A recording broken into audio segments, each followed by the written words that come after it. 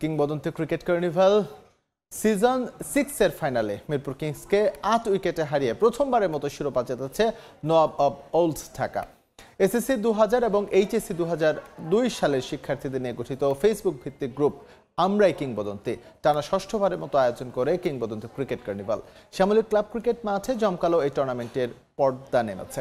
ফাইনালে 47 বলে 136 রান করে দলের জয়ে ভূমিকা রেখে নওয়াব অব ওল্ড ঢাকার Suman man of the match হয়েছেন। ম্যান অব দ্য টুর্নামেন্ট ও সেরা ব্যাটসম্যান হয়েছেন নবাব অব ওল্ড ঢাকার জামিল খন্দকার। এছাড়া টুর্নামেন্টের ফেয়ার প্লে ট্রফি জিতেছে মিরপুর কিংস। পুরস্কার বিতরণ অনুষ্ঠানে প্রধান অতিথি হিসেবে উপস্থিত ছিলেন বাংলাদেশ জাতীয় দলের সাবেক ক্রিকেটার সানোয়ার হোসেন।